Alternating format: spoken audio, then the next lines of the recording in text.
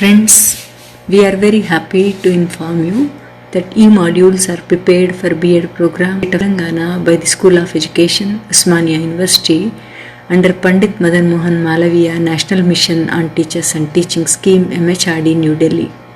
It's indeed our pleasure to share with the teacher educators and the prospective teachers and get maximum benefit out of it. It's a first of its attempt by us. We continue to add many more such lessons to share with you all. Hello learners, I am Noor Huda, an assistant professor from Ghulam Ahmad College of Education. Today I am going to speak about teaching learning strategies for political sciences. As we know, today it's a world of innovative learning and teaching. The learning process and the teaching process has become more innovative. So let's just see what kind of techniques or strategies that we are going to follow in order to have an interesting classrooms. Basically, we are going to see the concept, that is, what is political sciences. According to the etymology or the origin of the term, political sciences is started from the Greek term, that is politica or polis, which means affairs of the cities. When we are going to speak about the political sciences, the philosophy behind it is wherein the Socrates, with the discipline and the writing of Plato or Aristotle, they laid the foundation stone of the political sciences. Aristotle, in his book, he wrote Politics, which is considered a masterpiece, and he is also called as the father of the political sciences. Let us see, when we are speaking about political sciences, let us see what kind of a learning styles we are going to adopt or we are going to observe in our classrooms. When we see our classroom, we are going to have a natural pattern of acquiring and processing of the information in the learning situation. And what kind of learning situation that we create, we are going to know about it now. In this way, we are going to when we are going to provide a learning situation, we are going to see the types of learners. There are usually three kinds of learners that we exist in the classroom. First one is the visual learner, second one the auditory learner, and the third one the kinesthetic learner. As we know, the visual learner learns from the visuals that are available. Majority of the information can be obtained or which can go into the long-term memory. When we speak about the auditory learners, these learners learn by hearing, and the information goes more in deep when they hear any information. When we speak about the kinesthetic learners, they are the one who learn by doing it. So hands-on experiences are most best for them. So based upon these, how learning occurs, we are going to see. Learning is a process which can be learned by doing it, learning by play, or learning by self-education. These are the three methods the learning takes place. What is this activity-based learning? Why are we emphasizing upon activity-based learning? Let us see this.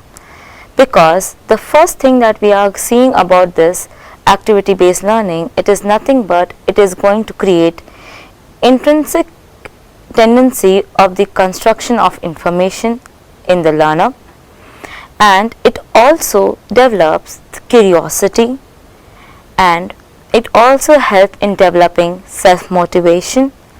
And if we provide a purposeful activities, the learning is better.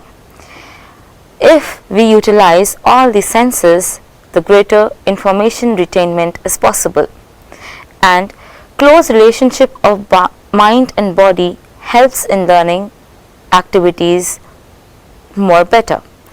Principle of linking the information with the life, and lessening of fatigue helps in learning better. Social development, in this social context or in social learning or social interaction, helps the learning better. and we can resolve this concept of inferiority complexes. By using this theory of learning, we can utmost utilize the learning process. What is teaching learning strategies? Let us go through the strategies that we can follow. Basically, we are going to know about what is teaching and learning strategies. It includes a range of whole class or group and individual activities to accommodate different abilities, skills of learning and styles that allow even learner to participate and achieve success. How do we facilitate learning? By encouraging, asking questions, illustrating discussion, active participation, creating interest, effective introduction and idle reading.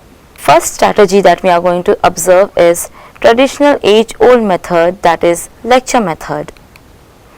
The lecture method, the introduction about the lecture method is, it is one of the most ancient and inexpensive and convenient method for teaching. It takes care of two things.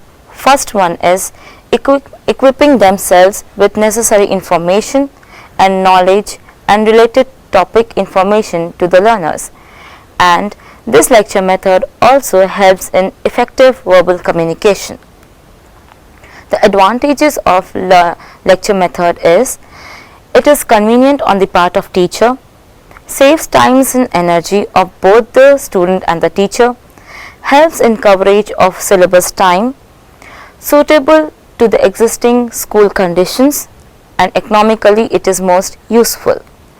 Let us speak the disadvantages of lecture method.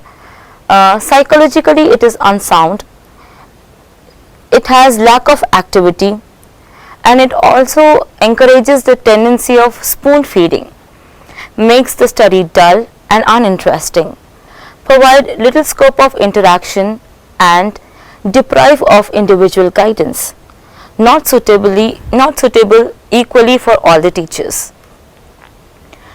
In this modern contemporary era, we all have adopted certain different strategies which will help in active learning that we have spoken before. Let us see, apart from this lecture method, which is a traditional method, we will see the modern and the contemporary methods of teaching, or the strategies that we are going to adopt. So the first I am going to list out the methods that we are going to speak in this session. First, we are going to speak about the discussion method, which is very helpful in political sciences, and the second is project method, third is storytelling method, fourth is self-study and programmed learning, and the fifth one is assignment based learning, sixth one is simulations, and seventh one is case studies. Let us speak about discussion method. The introduction part, I would say, discussion method creates a democratic environment full of activity and alertness on the part of the learner. This helps the student to have the opportunity of conveying their ideas and viewpoints and listening to others, asking and responding to their questions, and removing the doubts and arriving to certain discussions which will help them to participate in this teaching learning process. Let us see what are the steps that are involved in discussion method. The first one is the presentation of the problem. The second step, awareness about the problem and the sources of its solution. Third step, preparation on the part of the learners. The fourth step, conducting discussion, and after discussion the next step we are going to follow is follow-up program, wherein we are going to clear the doubts and we are going to have a clear idea. The last part we can observe, or the last step, is evaluation. Let us speak about certain advantages. It is always said that this discussion method is more psychologically effective, and it creates and defines teaching learning process more helpful, and it also develops in mental reasoning, higher order thinking, imagination power of the students can also be enhanced through this method. It also helps in self-study habits, develops the skill of collecting information and opportunity to express, helps proper learning of the subject, helps in democratizing values, and helpful in making learners more adjustable and become more progressive in nature. The very few disadvantages I can speak here about discussion method. First one we can speak about, it is limited applicability. We cannot apply this method in all the chapters or in all the lessons. It is not useful for all the types of learners. In this discussion method we can see that there will be some fast learners or slow learners. So depending upon the type of learner, this method is not that suitable. And the third thing we can speak about discussion method is, it is the most time consuming and energy consuming process. It is not suitable in the present available circumstances if the circumstances are not favorable in nature. I have winded up with the discussion method.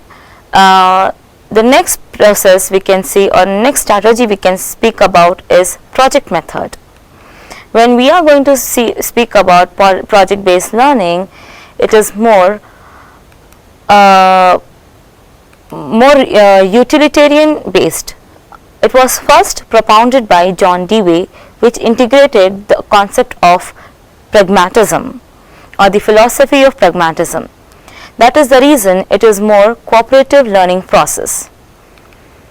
The steps that are involved in project method is providing a situation, that is the first step. The second step is choosing and purposing the profile or the project. The third one, planning of the project. The fourth step, execution of the project. The fifth step would be recording of the project.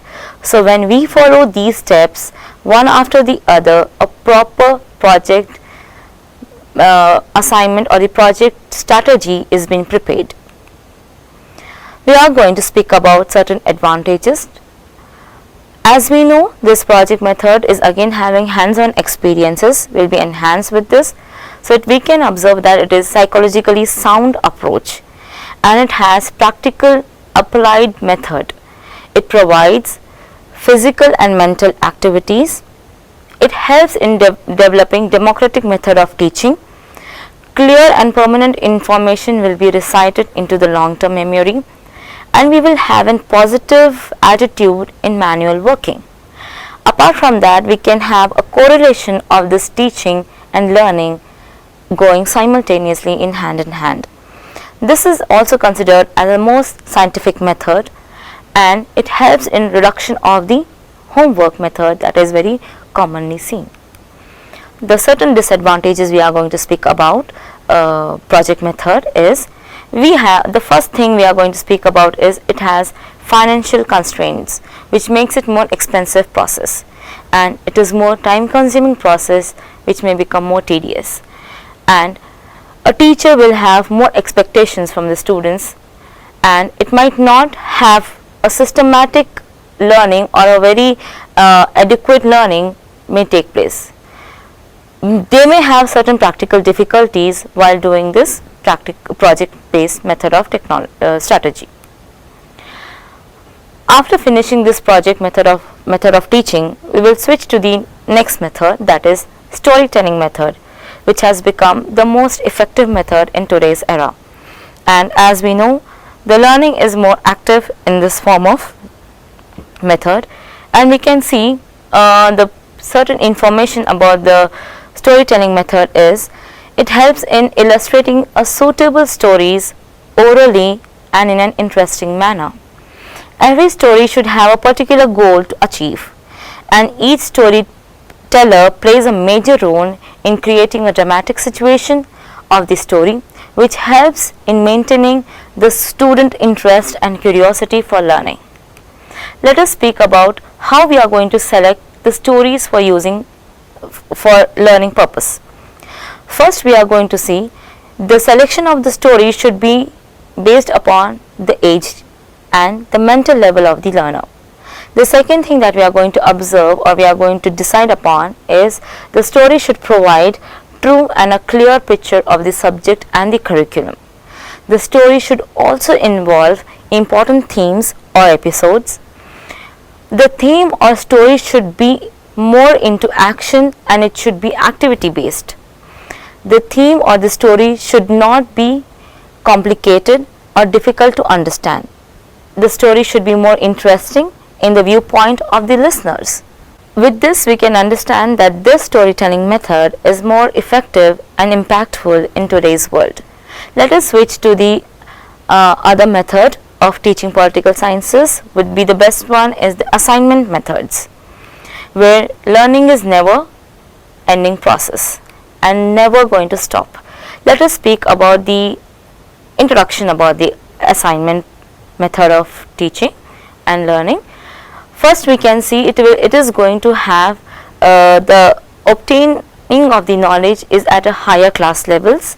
The assignments are more suitable for the secondary students because it need more anticipation and definite suggestions which help in initiating the advanced work. And the material used should also be varying from topic to topic, and it should have adaptability depending upon the needs and the interest of the learners. There are certain types of assignments which was stated by N.L. Bossing. He have classified certain types of assignments which we can use in our classroom situations. The first one I am going to speak about is page or paragraph assignment, which is more effective when we are going to use it in the form of evaluation technique as well. If we want to give a very briefing of the information, we can ask the learner to write a small passage or a para about that content that we have taught in the classroom or the political scenario that we have spoken in the classroom. It will be an easy evaluation and the learning technique as well. The second assignment that I am going to speak about is chapter assignment. These chapter assignments are more helpful when we are going to give a very lengthy assignments, wherein the child will be having an idea about what he has to work upon and the information that he has to be keeping in the assignment. These chapter assignments are more profitable when it comes to higher secondary students, wherein we are after finishing these chapters we are going to give them these assignments. As we can see, the problem based assignment, depending upon the present scenarios or political issues that are going on, we can give them certain problem based assignments wherein they are going to speak about the issues that are available and what can be the solutions.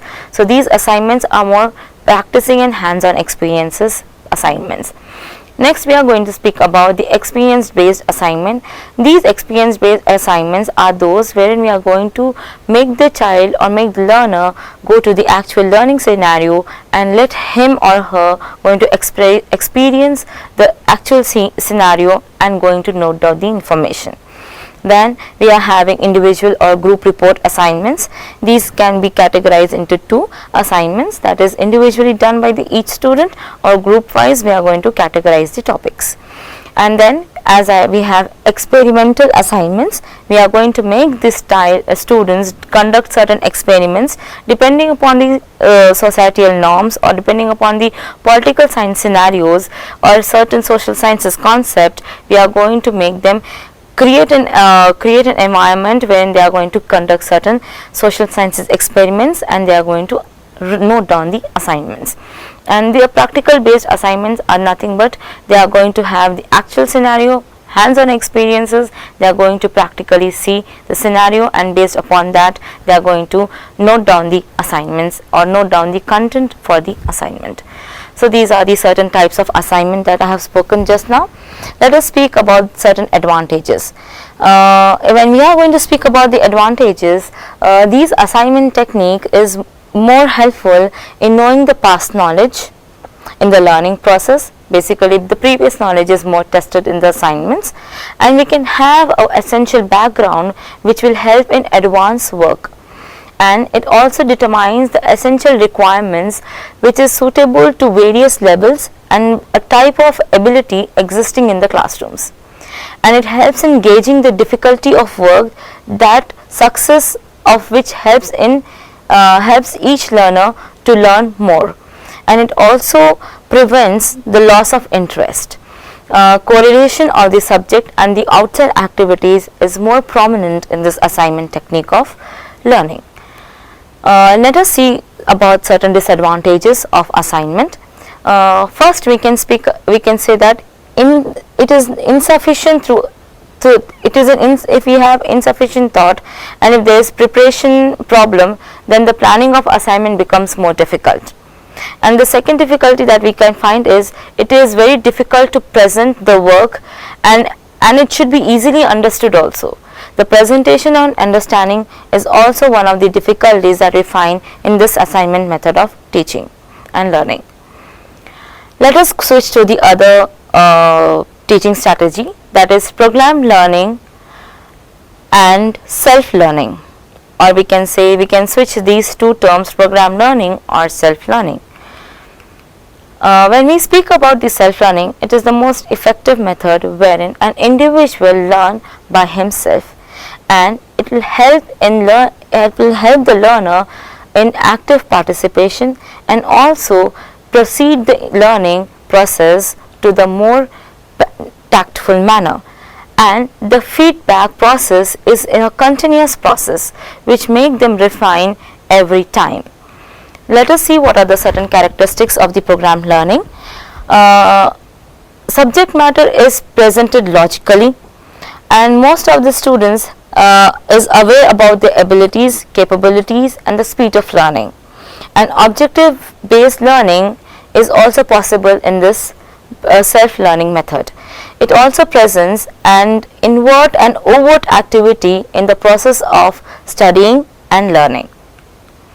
The principles of program learning are the principle of small step by dividing and analyzing information into part or frames.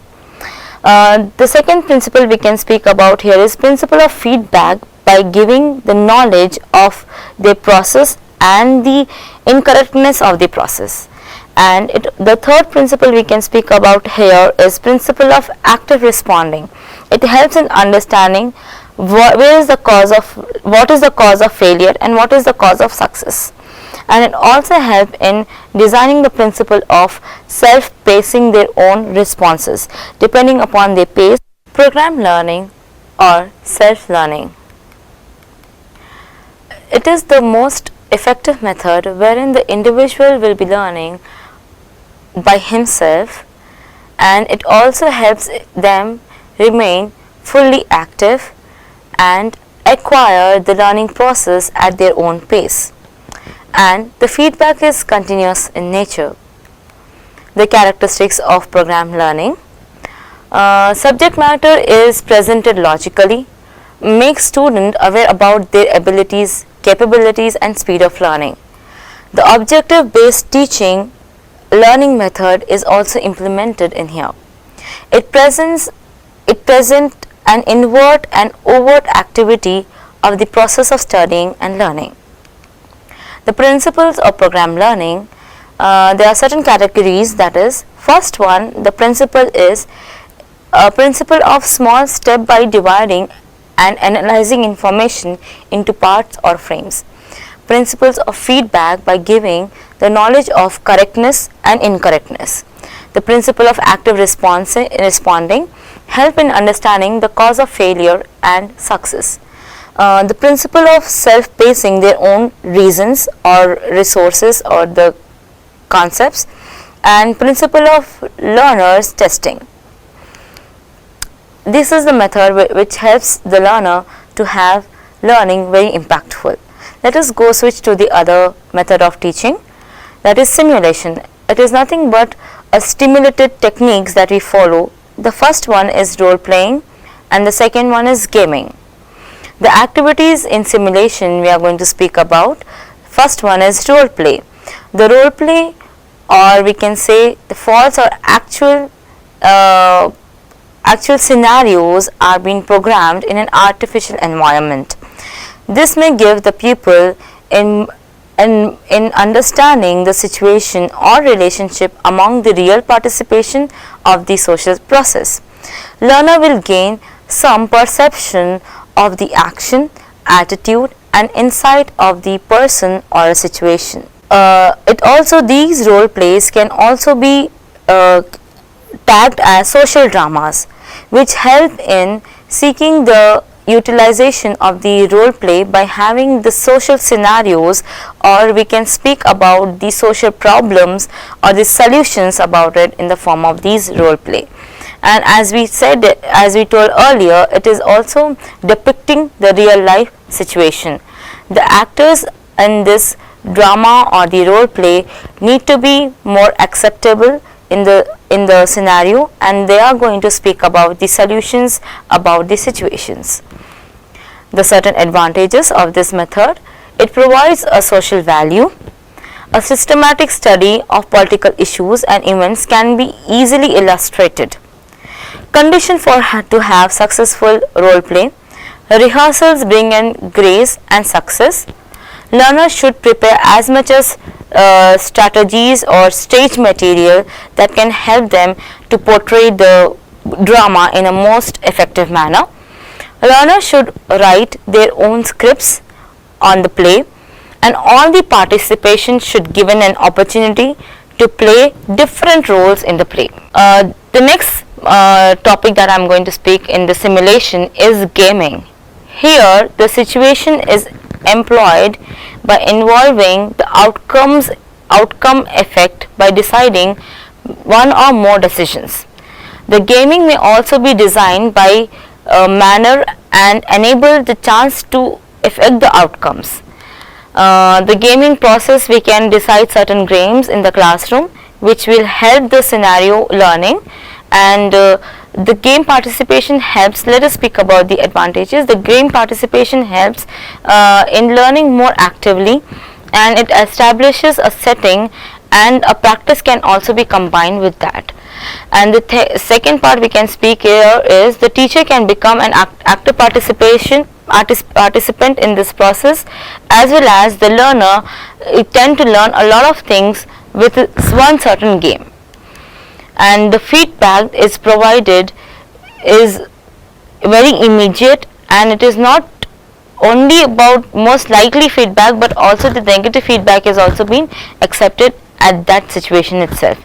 But when it comes to the disadvantages, we can see it is more time consuming, and it is having a difficulty of using analytic approaches, and we need to have many situations to explain the scenarios. So these are certain drawbacks of the gaming. Let us see the other strategy, that is case studies. As we know, case studies are more appropriate for learning about information analysis, decision making or problem solving scenarios. And in this we can take care of take this case studies into the classroom. We can do it by dividing the class into smaller groups. One group can be a small group, or the other group can be the working group, or we can circulate the information by facilitating process. And these case studies help in acquiring the information, and it also helps in inquiring of the problems, wherein they can also have the research into the method about to attain masters in that process. And these case studies also provide encouragement of the information to elicitate the thoughts, so much so that they can understand this situation, and they can also provide a solution for this. This process can be very time consuming as well, as we know, and these case studies are more effective when it comes to the real life situations, which can be illustrated in the form of a small story, a real situation, and the student will be giving a proper solution for that case study. So with this, but when it comes to disadvantages, case study method, as we know, it is very time consuming, and it may not have the appropriate feedbacks as well. The cooperative learning groups is the next strategies that we are going to have in the teaching learning process.